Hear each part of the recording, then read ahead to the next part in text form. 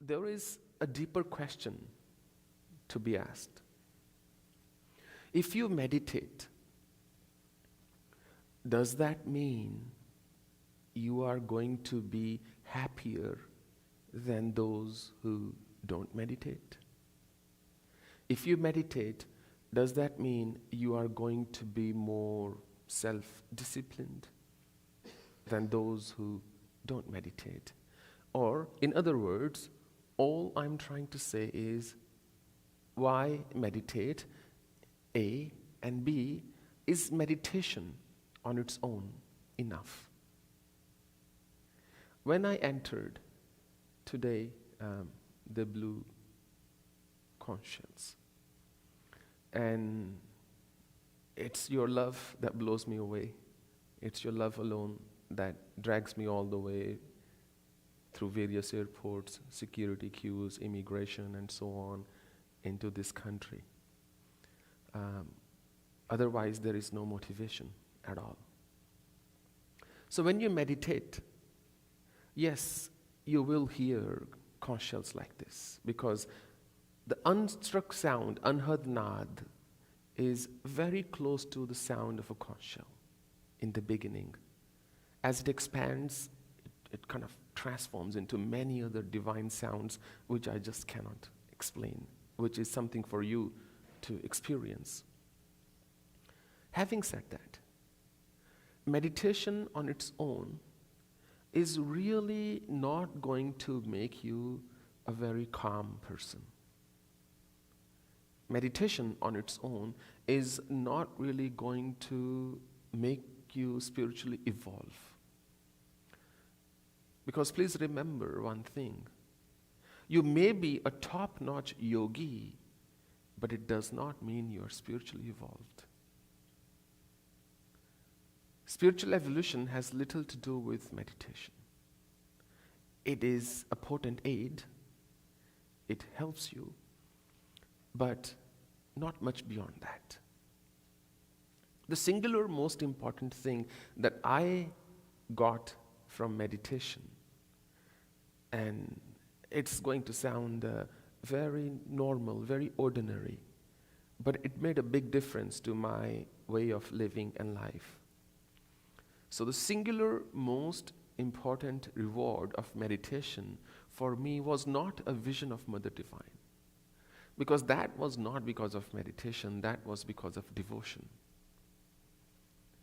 The reward for me of meditation was I developed patience. I can observe something for hours. I can observe someone for years without first saying anything at all. I can sit patiently and not feel agitated, restless, or anxious. And patience is at the core of persistence, of self-discipline, of any kind of practice or path you may take which you wish to succeed in. If there is no patience, all the other things will come in, negative things will come and grab you. I think it was Blaise Pascal who said, the root cause, he said, of all human suffering is man's inability to sit quietly in a room. It's when you feel impatient with yourself. So meditation will help you with the patience factor. Meditation is going to help you develop that patience which is absolutely required to do anything else on a spiritual or even a material path. Patience is what matters in personal, interpersonal, professional, social relationships. Patience is what matters when you are trying to champion, when you're trying to master something. Patience is what matters when you are trying to work on self-transformation. Because these tendencies of mind were not built overnight, and therefore they cannot be fixed overnight. Beyond patience and beyond meditation, there are certain virtues without which your meditation will not give you the desired effect or effects. In Sanatana Dharma, our history is replete with examples of yogis, and people ask me this question all the time. If Durvasa was so enlightened, why would he get angry and curse people?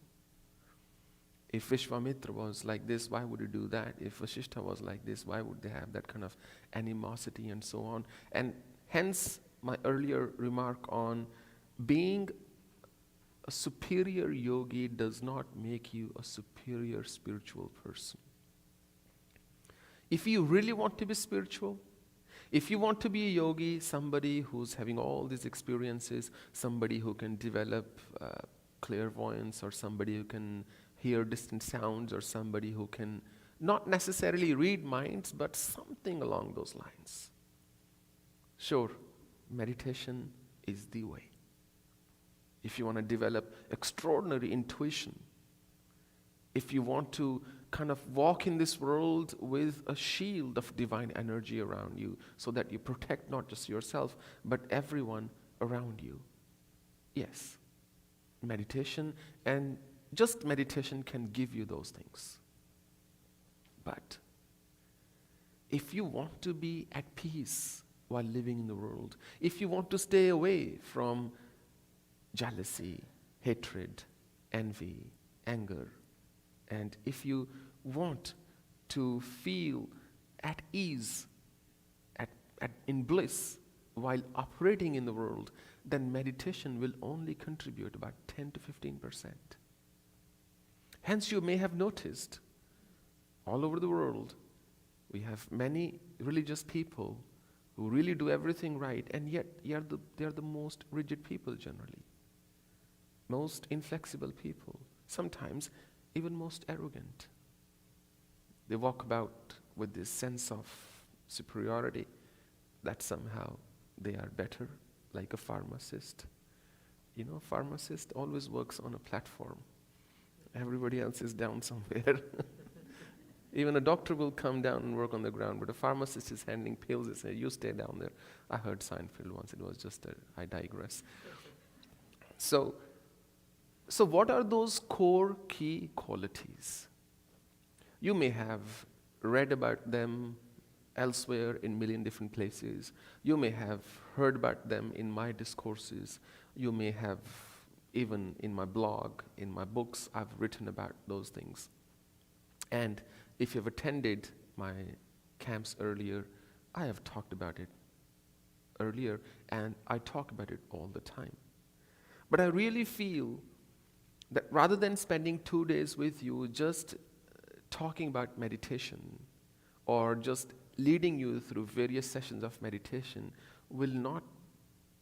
it's something akin to not being honest with you, because it won't lead to that peace that you seek. I think the singular most important reason you are here is because A, you want to know how to be in bliss while operating in the world. And B, some of you just want to be here in my presence because maybe you experience certain joy, which means you somehow want to be able to replicate that joy when you go back to your homes and face the reality. How to go about it?